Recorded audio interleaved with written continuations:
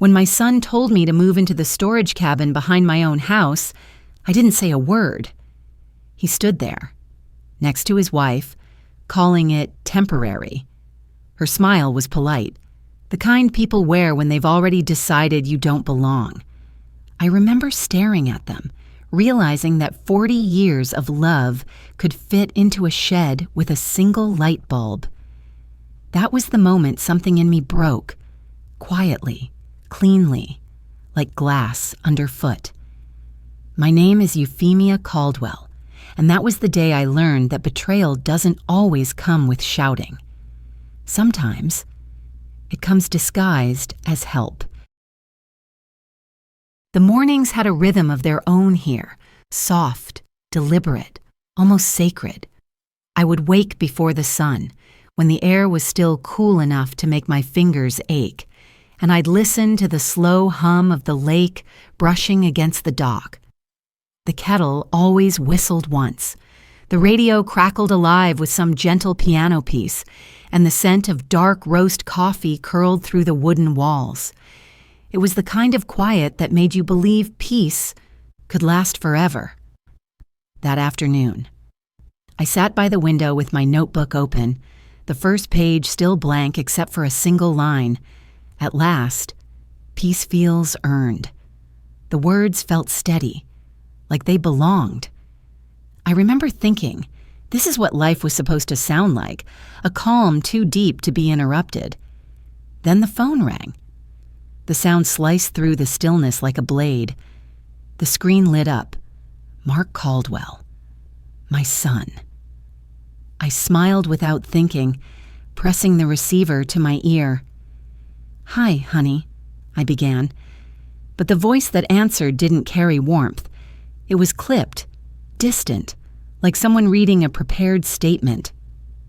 "Julia's family will stay in the main house this summer. You can use the storage cabin. It's temporary."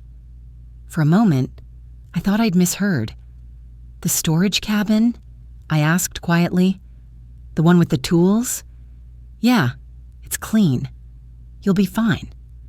There was no apology, no hesitation, just the sound of his breath, and somewhere behind him, the faint rustle of his wife's voice, low, certain, directing.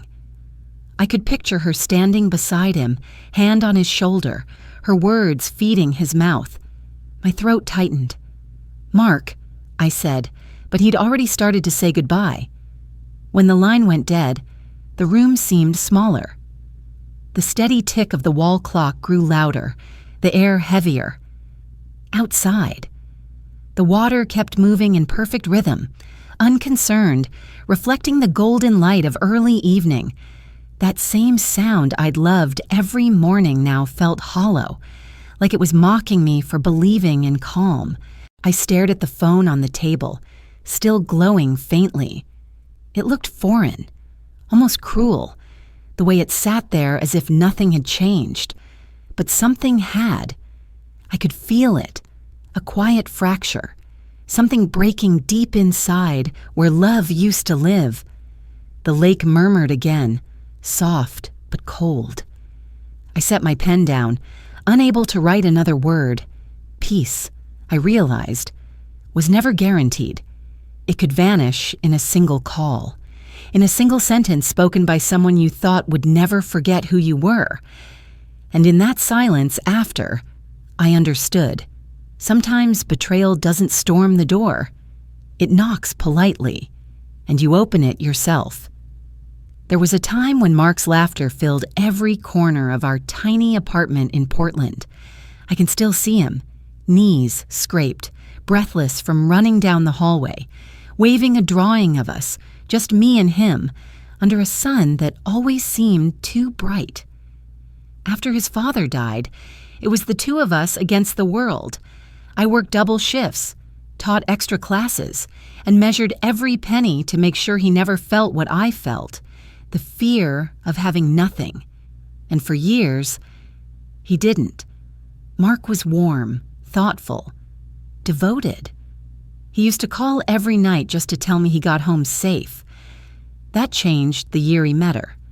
Julia had a kind of beauty that made rooms quiet when she entered. Sharp, composed, and impossibly confident, she carried herself like someone who never questioned if she was right. At first, I was happy for him. He looked at her the way his father used to look at me when we were still young.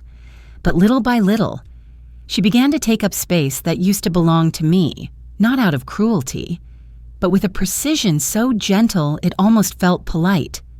"Mark, dinner Sunday?" I asked one week. He hesitated. "Julia says we should start doing our own routines. Mom, boundaries, you know." Boundaries. The word sounded clinical, detached, something she must have said first, something he was only repeating. After that, calls became shorter, visits less frequent. He began to talk about responsibility and efficiency in ways that didn't sound like him. And then came the moment I should have seen as a warning. One afternoon, I logged into our old shared account, the one I'd opened years ago to help with his student loans. The access had changed. My name was still there, but the permissions weren't.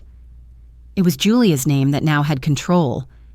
When I asked, Mark frowned, almost annoyed. "Julia's helping. Mom, you forget things lately." Forget things. The words hit harder than I expected. I stood there, stunned. 38 years of lectures, research, and deadlines, and not once had I ever forgotten a thing that mattered. Yet my own son spoke as if my mind were slipping through my fingers. That night, I opened my journal and tried to write. The ink bled through the paper. I stopped after one line. "Trust is invisible until it breaks." And in that quiet apartment, I realized something had begun, a silence growing between us, steady and deliberate, the kind that doesn't come from distance but from design. It started with a sound so ordinary it didn't even belong to betrayal, the soft whir of a printer. I was sorting through my old research notes when the machine spat out an extra page I hadn't sent. The title at the top read, "Power of Attorney, Euphemia Caldwell." For a long moment, I couldn't move. My name looked foreign on that paper, as though it belonged to someone else. I turned the page over. In the section marked Authorized Guardian, the name Mark Caldwell appeared in neat digital print. The reason listed, declining cognitive ability. I felt my pulse in my throat. It wasn't just a document, it was a sentence. One that stripped away everything I was and folded me into a version that suited someone else's story. I searched Mark's desk drawer for an explanation. Instead, I found a printed email, one I was never meant to see. "The lake property will be perfect once we move her out. Julia Prescott." The recipient's name caught my attention. Daniel Prescott. A quick search told me enough. Real estate broker. Recently investigated for fraud. The pieces clicked together so fast my breath caught. Julia wasn't planning to help me transition into retirement. She was planning to remove me from my own home. I walked to the window. Outside. The sun was lowering over the lake, turning the water a deep, burning red. My reflection looked older than I remembered, sharper around the eyes. I whispered to myself, half in disbelief, half in shame. All my lectures about human behavior, yet I never saw my own case coming. I sat there until the light faded, until the red turned to black, and the only sound left was the slow lap of the waves. The paper still trembled in my hands, that single sheet of power disguised as care. They were building a narrative, one where I was frail, forgetful, ready to be placed somewhere safe. And for the first time in my life, I realized what it felt like to be studied, not understood, to be loved in theory, and erased in practice. Early June arrived carrying the kind of silence that warned you something was coming. I was sweeping the porch when I saw a line of SUVs crawl down the dirt road, kicking up a pale cloud of dust that swallowed the morning air. Doors slammed one after another, and before I could breathe, Julia's voice filled the yard, bright, rehearsed, and too loud for this quiet place. "Mom, we brought everyone. Dad, Mom, Diane, Daniel too. You remember Daniel, right?" I didn't, but Daniel stepped forward, hand extended, his grin all confidence and charm. His handshake lingered a second too long, like a salesman sealing a deal. Behind them, Julia's parents trailed through the gate as if they owned it. She held a bouquet of lilies, white, flawless, funereal, and handed them to me like an offering at a burial. They drifted through the house with practiced ease, opening cabinets, rearranging plates, commenting on the view. Julia's mother ran her fingers over my piano and said, "Such a cozy space." Her tone carried the finality of an appraisal. I watched Julia glance toward the guest house, nodding to Daniel. "The guest house is great," she said, "but I think the master bedroom should go to my parents. Her bed's too soft for her back anyway." My mouth opened, but before I could protest, Mark caught my eye. The look on his face wasn't cruelty. It was pleading. "Don't make a scene." That was what his silence said. Dinner that night was a performance I hadn't auditioned for. Julia's family filled the kitchen with laughter, their voices echoing off the same walls where Mark once stood on a stool to learn how to make pie crust. The smell of butter and sugar had once meant home. Now it smelled like intrusion. Later, from the top of the stairs, I heard whispers floating up through the dark. Julia's voice, hushed but sharp. "Once she's moved to Ridgeview, the house is clear. Daniel, I'll start the listing this week." The sound hollowed me out. I walked back to my room, knees trembling but my steps measured. On my desk, the lilies wilted under the lamplight, their scent thick and heavy. I opened my notebook and wrote one line across the page. Even silence can be weaponized. The ink dried fast, spreading thin like a cut that had stopped bleeding, but not healing. The next morning, Julia arrived with purpose. "We're installing a few health sensors for your safety," she said, already unpacking small boxes labeled Smart Care Home System. "It's just a precaution. You could fall." I smiled, nodding like someone too tired to argue. I watched them screw sensors above the stair rail, tuck cameras near the kitchen shelves, place a tiny hub in my bedroom. They moved efficiently, like technicians setting a stage. That night, my laptop chimed with a new notification, an automated report. "Daily health data sent to Julia Prescott." The words glowed on the screen. I stared at them until the room blurred. Then I called Caleb, one of my former students, now a software engineer. He drove in the next day, bent over the device, and frowned. "Professor, they're recording everything, even your voice." My hands shook, but not from fear. Something colder took its place, clarity. I thanked him, waited until he left, then sat at my desk. I didn't remove the devices. I changed the access instead, adding my own line of code to record them in return. If Julia wanted data, I would give her data. For the next week, I played the part she had written for me. I left lights on, misplaced my keys, repeated stories at dinner. The cameras blinked like patient eyes, documenting my descent into the version of me she needed. All the while, I wrote in my journal, observations, timestamps, tone of voice. I was no longer her subject. I was the researcher. One night, the air outside smelled of rain and lake salt. I stepped onto the porch, moving quietly until I heard them in the yard.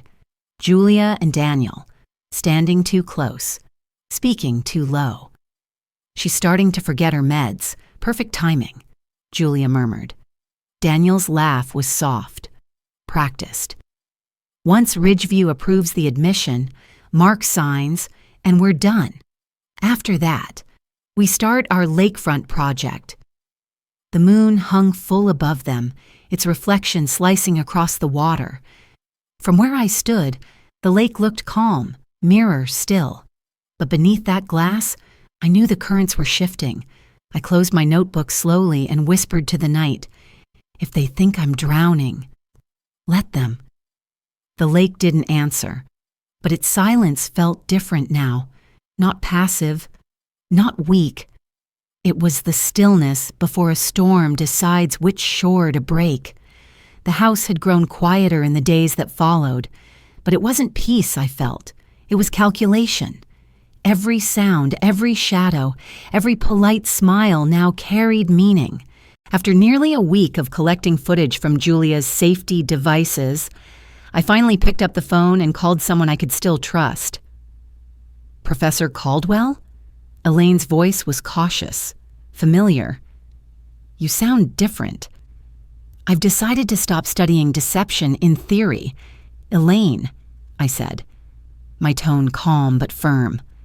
"I'm ready for field work."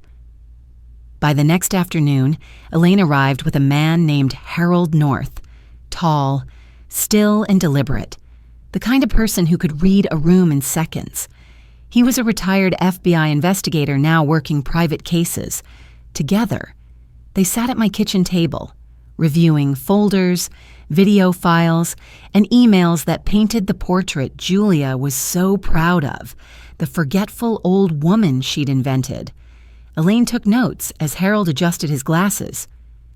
"They're building a case for incompetence," he said. "You'll need to let them believe it's working." "I intend to," I replied. "But first, we make it legal." Within days, Elaine filed documents for an irrevocable trust, locking my property under my name, beyond Mark's reach, beyond Julia's. She did it quietly. In a county office, Julia would never think to search. When I signed the papers, a streak of sunlight cut across the desk, landing on the pen in my hand. For the first time in weeks, I felt protected by something other than luck. But Julia wasn't slowing down. A morning later, the mail stopped arriving.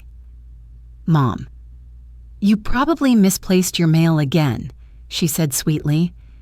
I smiled. She had rerouted it to her own Chicago address. Proof, she thought, that my mind was slipping. Later that week, I overheard her convincing Mark to sign a new paper. Temporary caretaker authorization.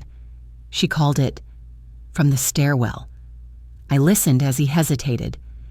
"It's just paperwork, honey," Julia said. "So the house is cared for while she transitions." And my son, my beautiful, trusting son, signed without reading a single word. I didn't cry. I couldn't. Instead, I met Elaine at the notary's office, where we finalized the trust.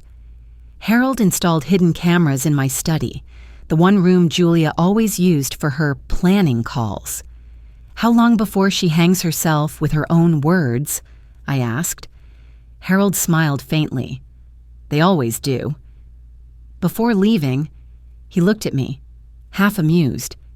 "You sure you can act senile convincingly?" I leaned back, arms crossed. "I've been watching Julia for weeks," I said. "I have the best model available." And just like that, the game began. Not of anger, but of precision. The classroom had turned into a battlefield, and the lesson, finally, was mine to teach. By mid-July, the lake shimmered like glass, too still, too quiet. Julia called it perfect weather for celebration. She hosted what she called the Lakefront Family Party, an elegant trap dressed in linen and champagne. Cars lined the driveway, laughter spilled across the deck, and the smell of grilled salmon floated through the humid air. "We're finalizing the property soon," Julia told her guests, voice clear over the music. "Mom's moving to Ridgeview after summer." Her tone was sweet, her certainty terrifying. I wore a white linen dress and kept my expression serene. The cameras Harold installed were already running, their small red lights hidden among the fairy string bulbs. When Julia introduced me to the crowd, she reached for my hand. "She's happy with the new arrangement," she said brightly. "Aren't you Mom?" I smiled, the corners of my mouth steady. "Yes, I trust you completely, dear." The applause that followed sounded like mockery, but Julia believed me, completely. Later, I stood near the hallway, unseen, as the three of them, Julia, Daniel, and Mark, gathered in the kitchen. "Once the deposit's in, I'll file the sale transfer," Daniel said. "Make sure it's under her signature," Julia replied. Mark added softly, "She'll sign anything I hand her."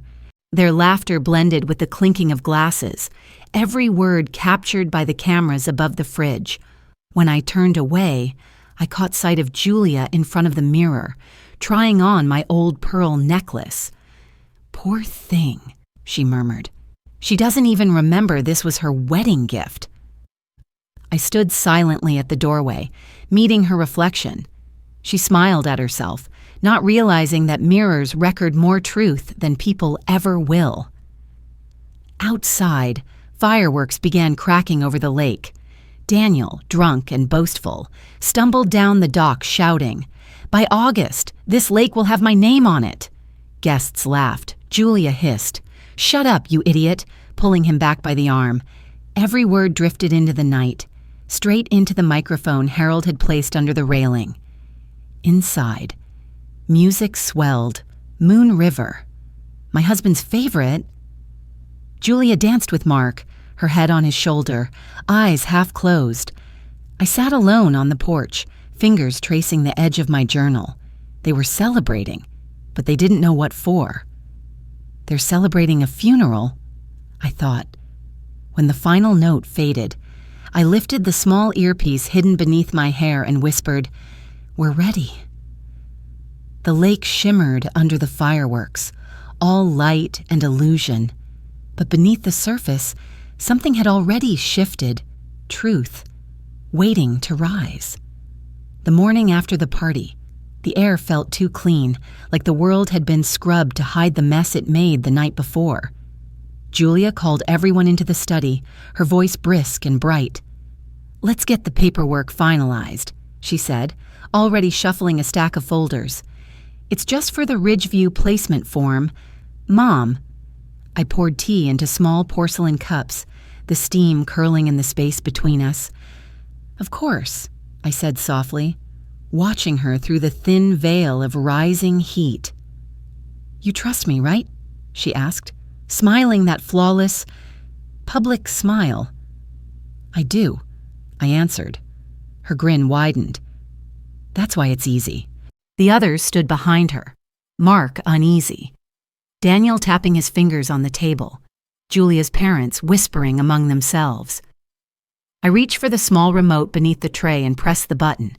The projector hummed to life, splashing light against the wall. Julia's own laughter filled the room, crisp and cruel. "She thinks this was her idea. I've been planting that for months. Once she's in Ridgeview, the house is ours." Silence fell so fast it felt physical. Julia froze mid-breath. Daniel stumbled to his feet. "What the hell is this?" The door opened, and Harold stepped inside with two uniformed officers. Elaine followed, holding a thick envelope. She set it on the table. "Evidence," she said simply. "Video files, forged documents, every lie tied neatly in ribbon." Julia's face drained of color. "You set me up," she screamed. I looked at her calmly. "No, Julia, you studied manipulation. I taught it." Mark's voice cracked. "Mom, I didn't know. She said it was for your protection." I turned to him, my voice steady. "Protection shouldn't feel like prison." "Mark." The officers moved forward. The click of handcuffs echoed like punctuation. Julia's mother shrieked, "You're ruining our family!" I met her eyes and said, "Families don't ruin each other. Greed does." The projector light flickered over the teacups, turning them silver. In that glow, truth stood naked, no longer a secret, just a mirror no one could look away from. 2 weeks later, I stood in the courthouse. the smell of old wood and polish thick in the air. The bench creaked when I sat, and for the first time in a long time, I felt no fury, no need to wound back. I wasn't there to punish anymore, only to end it. When the doors opened, Julia entered in a gray suit that made her look smaller than I remembered. Daniel followed, eyes hollow, jaw tight. Mark trailed behind them, his hands clenched together, the way he used to hold himself before a spelling bee when he was 10. I could barely recognize the boy I'd raised, swallowed up by guilt and someone else's ambition. The prosecutor began, calm and precise. A screen was rolled down, and the video played. Julia's voice filled the courtroom, bright, unguarded, merciless. She's grateful we're helping her make better decisions. Once she's in Ridgeview, the house is ours. The words echoed like a confession carved into stone. The judge, a woman around my age with silver hair pulled tight, leaned forward, her eyes sharp. As a daughter myself, she said slowly, "I find this disgusting." Julia's lawyer shifted uncomfortably, whispering in her ear, but the fight had already drained from her. For the first time, she looked frightened, her posture collapsing inward like paper catching fire. She tried to speak, mumbling something about love, about concern. "It wasn't greed," she said weakly. "It was love. We wanted her safe." But the next clip destroyed her defense. Julia's laughter, that triumphant tone from the night of the party. She thinks this was her idea. I've been planting that for months. The courtroom went silent again. Even the air stopped moving. When the verdict came, it was short and clean. Julia was found guilty of financial fraud and elder abuse. Daniel lost his broker's license and was sentenced to 3 years in prison. Mark, having cooperated with the investigation, received probation and mandatory counseling. I didn't look at Julia when they let her out. There was nothing left in her face worth remembering.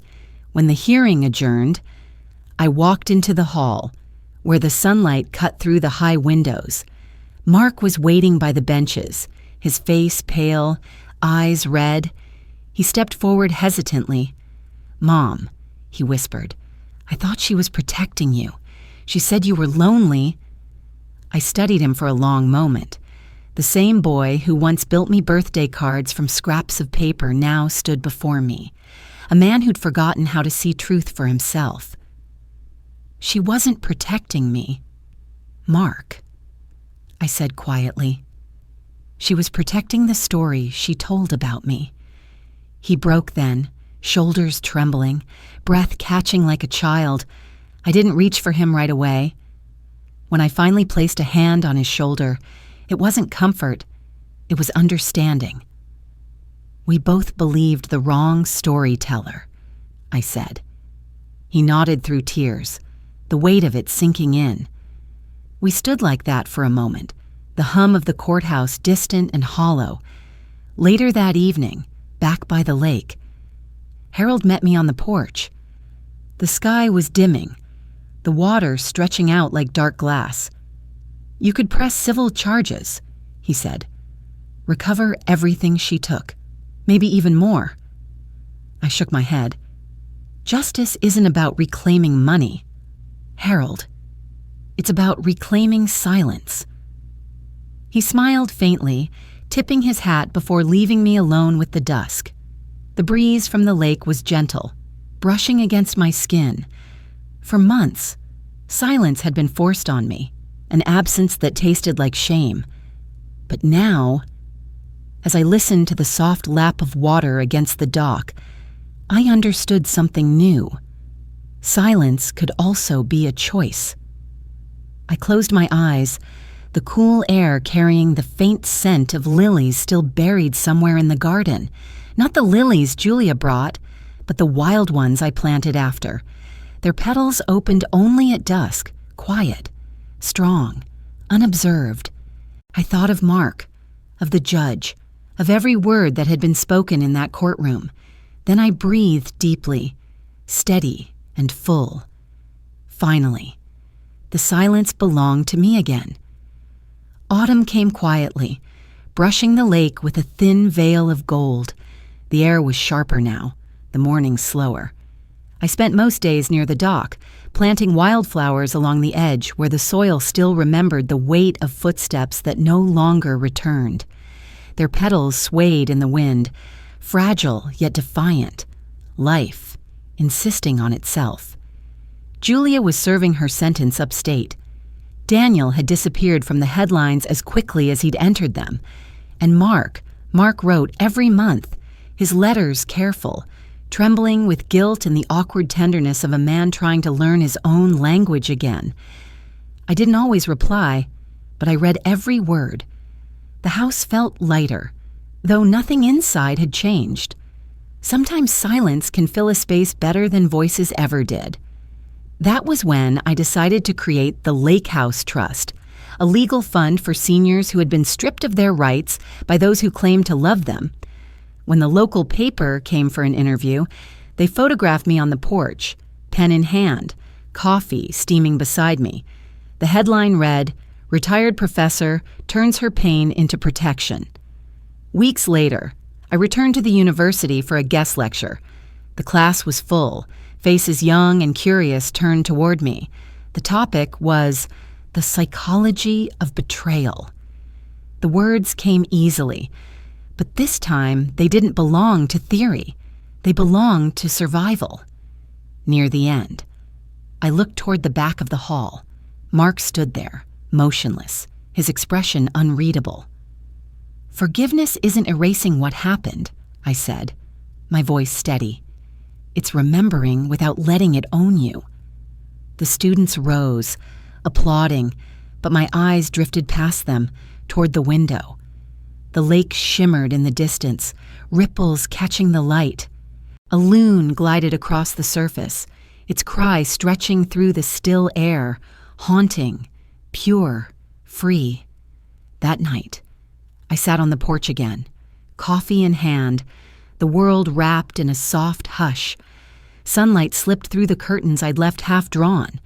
For years, I'd either closed them tight or thrown them wide open, always too afraid of either darkness or exposure. Now, I found balance. Enough light, I wrote in my journal, for me to see the world, not for the world to invade. Outside, the water lapped gently against the shore, steady, endless, familiar. I closed my eyes and breathed in the sound. It no longer reminded me of loss. It simply sounded like home.